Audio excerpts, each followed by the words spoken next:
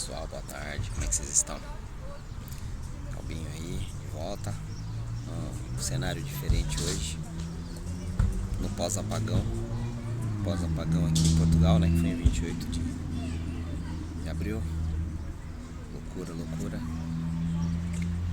Estamos aí hoje aproveitando o 1º de maio. O filho tá ali jogando bola com os coleguinhas. Eu aproveitei para tomar um pouco de sol aqui, né? O sol resolveu dar as caras aqui um pouquinho mais forte hoje. E aí aproveitei para sair um pouco com ele depois do almoço. Minha esposa tá trabalhando, para poder deixar ele brincar um pouquinho com as crianças da idade dele, né? Que só escola e casa, né? Muita rotina. E aí aproveitar para falar um pouquinho com vocês aqui. Faz um tempo que eu não posto uns vídeos aqui, né? Ver se eu consigo colocar uma rotina um pouco mais disciplinada. E aí estamos aqui, né? No parque. Um parque aqui na Praia de Caxias, né? Um parque aqui. Uma quadra de futebol. E aí estamos aproveitando para curtir. Tem pista de skate aqui, tem uns brinquedinhos das crianças ali do outro lado. Parque público na Praia de Caxias, bem bacaninha. E a criançada bem se diverte aproveitando o dia, né, o feriado. Então vim aqui aproveitando o feriado, acompanhando meu filho para brincar com os meninos aí da idade dele e aproveitar para conversar, né? E aí vamos falar de pós-apagão, né? Porque no dia do apagão, muita incerteza, muita dúvida, nenhuma informação adequada, sem comunicação, sem energia, sem água, quase sem gás, muita gente desprevenido, sem kit de sobrevivência, né? Ou seja, sem comprar enlatados, sem comprar água, sem ter pilhas, sem ter lanterna. Então, assim, foi uma corrida contra o tempo no dia do apagão, porque nos deram a primeira informação que seria ali até antes de falhar tudo, a primeira informação foi que seria tudo resolvido em até 3 dias. E aí, ou seja, causou uma comoção aí, uma correria aos mercados, e o povo começou a comprar água indiscriminadamente, enlatados indiscriminadamente, né? Então muita água, atum, milho, feijão, grão de bico e ervilhas, né? Então assim, foi uma correria descontrolada. E aí o que aconteceu? Quando eu cheguei ao mercado para ir, achei pouca água para mim pegar, mas tudo bem, deu para pegar alguma coisa, até porque a gente não sabia o que iria acontecer. Então peguei um pouco só de água, peguei alguns atuns que ainda tinha, que era pouco também, mas já consegui repor agora esses dias, para deixar pelo menos umas 10 latinhas lá parada, caso aconteça qualquer emergência. Milho que eu não achei ainda, e nem milho eu não achei, só tem seleta. Milho eu não achei ainda, grão de bico eu achei, feijão também. Então o que eu percebi no pós-pandemia, né? Eu fui esses dias no mercado, um dia seguinte no caso, no supermercado, para ver como é que estava a questão de água, a questão de enlatados, né? E outros produtos que a gente precisa manter ali no nosso kit de sobrevivência. E cheguei lá e encontrei muita gente que tem um poder aquisitivo um pouco mais elevado, já tinha sido comprado em grande escala, ok? Então falando de gente levando um galão de 6 litros, ou seja, levando 30 galões, 20, 30 galões de água, né? Não que não tenha direito, não é isso, né? Mas acaba deixando outras pessoas que também vão precisar sem. Mas eu vi, assim, gente que não era de mercado, dono de mercadinhos, tá? E aí o que acontece? Como eu tava numa rede atacadista, mas a gente fala, mas é normal lá uma rede atacadista as pessoas comprarem bastante. Não, os mercados é importante, é normal comprar bastante, mas eu também compro na rede atacadista, não sou de mercado, eu sou um trabalhador independente, então eu tenho eu emito faturas equivalente à empresa, né? Pago um imposto mais simplificado, mas tenho o direito de comprar como se fosse empresa. Então eu também compro neste lugar. Então, assim como eu, tem outras pessoas, né? Que já tem muito mais tempo do que eu, que é trabalhador independente e que é nativo daqui. E, então essas pessoas estavam comprando realmente, e até quando tentei filmar um caso lá, não a pessoa em si, mas o carrinho, né, como estava, e a pessoa se justificou, falar, isso aqui é só pra minha segurança, né, porque como pegou a gente de surpresa, eu não quero ser surpreendido de novo e tal. E aí, por isso que eu tô comprando nesse volume, porque ela viu que eu fiquei espantado. E aí eu consegui filmar 2 carrinhos, que aí já era de uma outra família. A família falou, não, pode filmar, não tem problema, é só você afastar aqui e eu pedi permissão, filmei só o carrinho, né? E aí eles falaram, não, é só pra manter a reserva, a gente tem uma arrecadação lá que dá pra gente guardar, então a gente tá fazendo já a nossa reserva de segurança. Falei, pô, legal. Falei, mas o único detalhe, eu falei, eu sei que você vai pensar aqui, né? Mas é como já normalizou, né? Entre aspas, todo mundo consegue comprar. Eu falei, o problema é que quantos assim que tem esse poder aquisitivo que vão fazer a mesma coisa? Se vários fizerem isso, o preço já muda, né? E realmente já mudou de algumas coisas, né? Atum já mudou, papel higiênico já mudou um pouquinho, porque compraram bastante papel higiênico, compraram bastante enlatado, compraram bastante água. E aí também, quando fui ver Temo hoje para comprar algumas coisas faltantes que eu não tinha no meu kit de sobrevivência, que agora eu de fato, né? Hoje eu consegui comprar, mas também já tá em falta, rádio, que é aquele rádio power bank e lanterna, então eu comprei. E ó, o barulho do trem, que aqui chama comboio. Eu comprei o rádio, né? O rádio, ele é um rádio a bateria solar, a energia solar, e ele é um rádio com lanterna, e também tem o dínamo, que é uma manivela que a gente pode girar ao lado, e caso não tenha sol a gente gira essa manivela e gera energia, carrega a bateria.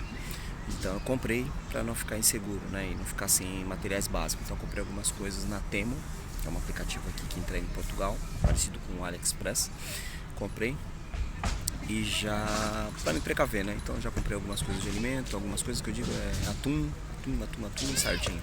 Agora preciso ver milho que estava em falta, já estava em falta.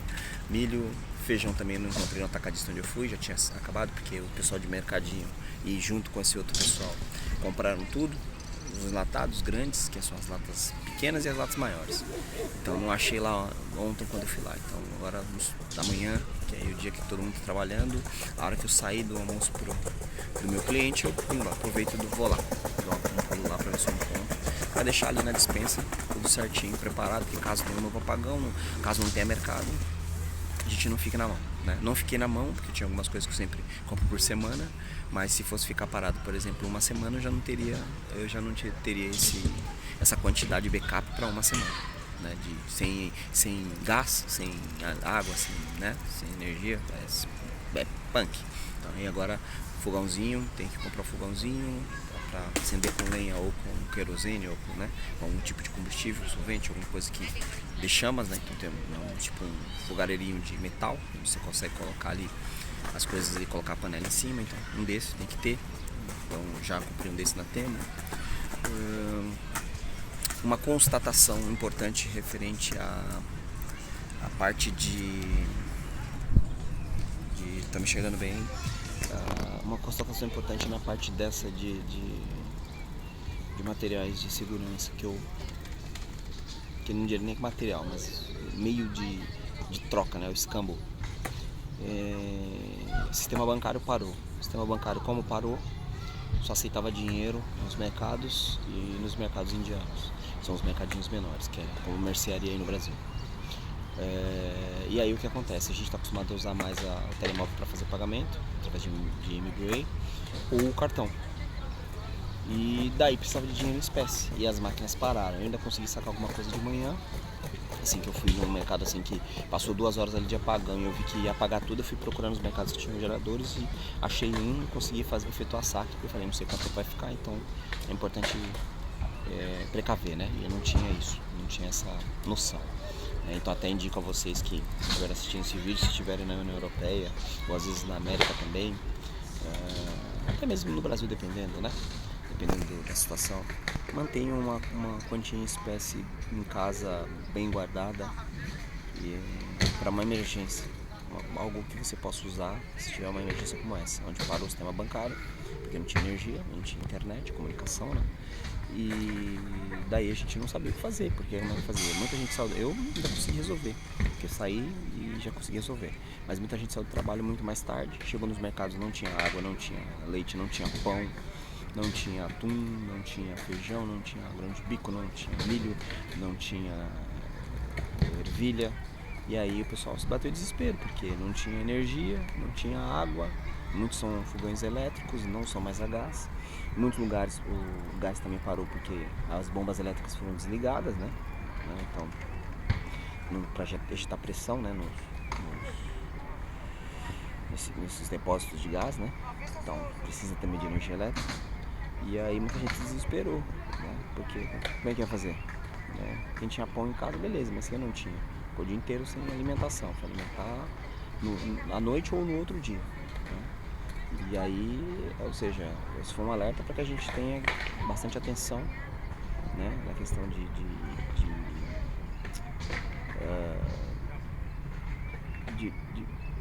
como eu diria, de sobrevivência. Tem que ter dinheiro em espécie guardado em casa, precisa ter para evitar esses contratempos. É extremamente importante, principalmente aqui está aqui na Europa.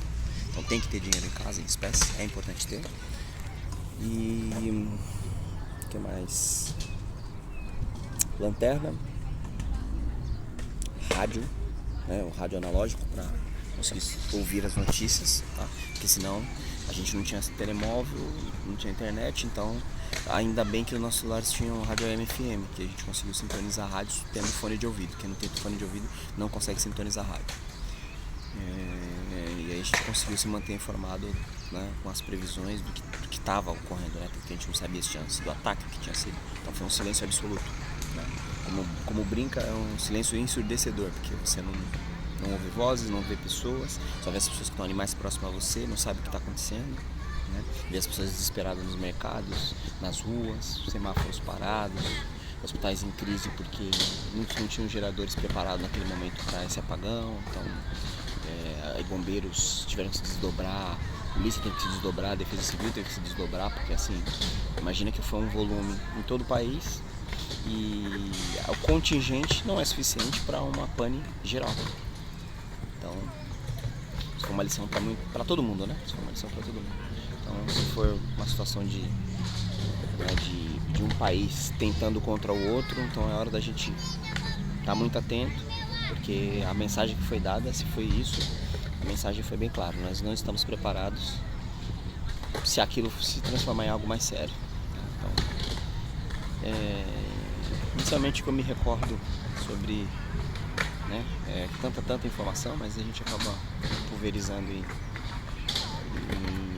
em pedaços para poder soltando até para o vídeo também não ficar muito longo.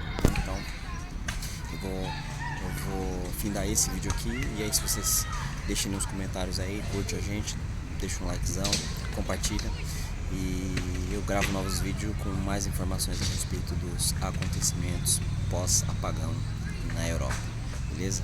Obrigado aí, um abraço a todos, obrigado por curtir, por estar aí acompanhando meus vídeos.